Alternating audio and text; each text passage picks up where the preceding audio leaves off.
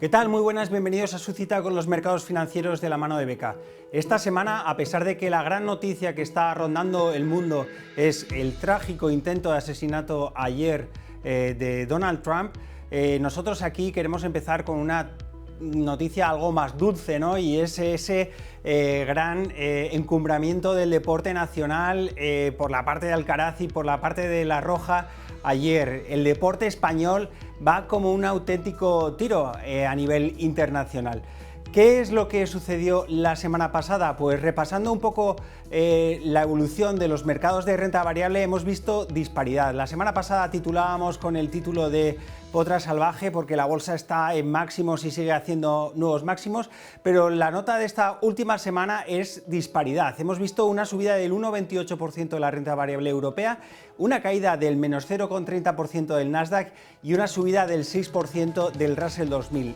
Ya ven, una clara ganancia la semana pasada de las pequeñas y medianas compañías frente a la tecnología, y actualmente la duda que se cierne sobre el mercado es si ha perdido el mercado el apetito por toda la inteligencia artificial, por esa tecnología. Actualmente, ¿qué es lo que sucedió? Pues lo que sucedió la semana pasada es que conocimos un dato de IPC por debajo del esperado. El dato del IPC norteamericano fue del 3% frente al 3,3% anterior y el 3,1% esperado, y la parte subyacente bajaba desde niveles del 3,4% hasta niveles del 3,3%. Esto hizo la semana pasada que se descontaran plenamente dos bajadas de tipos de interés en Estados Unidos, y ya saben que las pequeñas y medianas compañías son muy sensibles a los tipos de interés y esto les viene francamente bien a la hora de minorar sus costes financieros. La semana pasada tuvimos la conferencia o la comparecencia de Mr. Powell ante el Congreso y el Senado.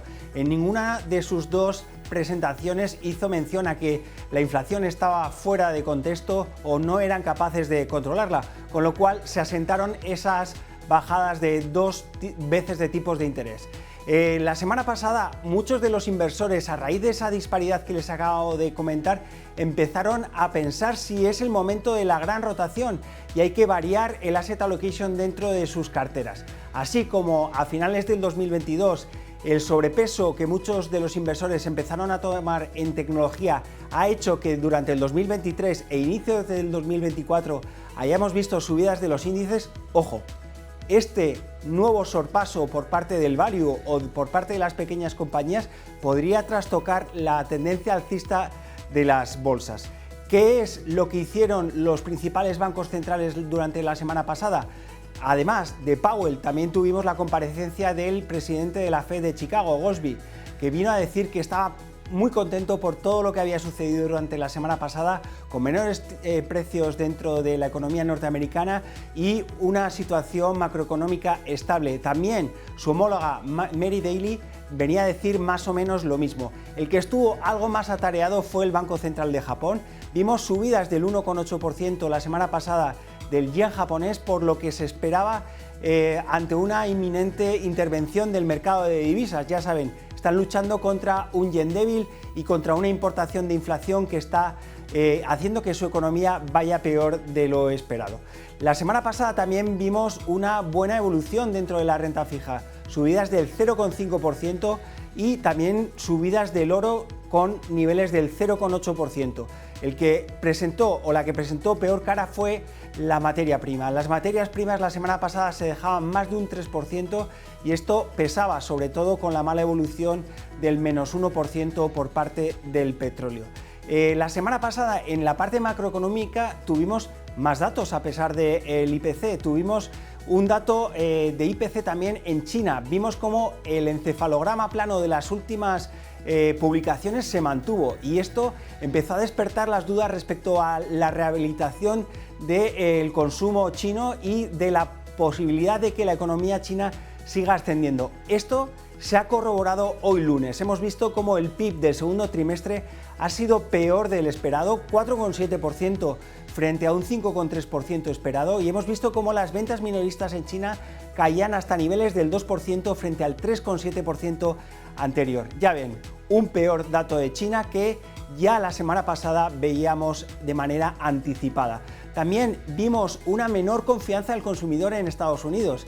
El índice de la Universidad de Michigan nos decía que a pesar de que los precios están empezando a caer, ese mayor coste financiero de las familias a estos niveles de tipos de interés les está pasando factura y quieren que los precios caigan para poder mantener su poder adquisitivo. Algunas pistas de lo que les acabamos de comentar en la parte macroeconómica también incidían en el peor comportamiento en bolsa de los principales bancos norteamericanos que publicaron el viernes resultados. JP Morgan y Wells Fargo sacaban peores resultados que las estimaciones y Citigroup recortaba las estimaciones para lo que restaba de año. Están empezando a decir que hay clara diferenciación en el comportamiento de crédito y en la capacidad de pago de sus deudas por parte de aquellos consumidores que tienen el mejor rating frente a los que tienen el peor rating. Por ahora no hacen saltar las alarmas, pero es algo que tenemos que seguir muy de cerca: la tasa de morosidad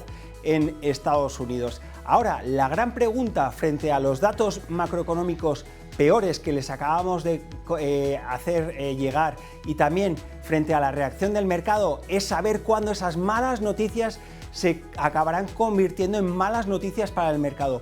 Por ahora seguimos con 5 meses en terreno negativo de las sorpresas macroeconómicas globales en los índices de Citigroup y por ahora solo se ha sentado la idea de un aterrizaje suave dentro de la economía y por eso los inversores no tienen miedo. Pero eso, ya saben, puede cambiar. A lo largo de la próxima semana tenemos que estar muy atentos a muchos resultados empresariales, entre ellos a los de los bancos y también en la parte de semiconductores a los resultados de TSMC. La compañía de Taiwán nos tiene que decir cómo va evolucionando esa mayor demanda esperada por parte del mercado de semiconductores. Después también tenemos muchos datos y muchas comparecencias, como la del Banco Central Europeo el jueves. Aquí no se esperan recortes de tipos de interés, pero sí se esperan guiños respecto a cuándo podrían realizar ese recorte de tipo de interés, septiembre o más adelante. También tendremos datos de ventas minoristas en Estados Unidos y datos de IPC dentro de UK. Como todas las semanas les traemos 2 ideas para configurar sus carteras de manera diversificada. En la parte de renta variable directa, Infineon. Ya saben que les hemos estado anteriormente recomendando este valor y dentro de la parte de semiconductores es de las únicas que nos ofrecen potencial al alza. Y dentro de la parte de fondos, en la parte de renta fija o de retorno absoluto en renta fija, DNCA Alpha Bond, un fondo que ya les hemos recomendado anteriormente, pero lleva subidas del 3,5% este año porque están sabiendo capear todas las evoluciones del mercado de renta fija.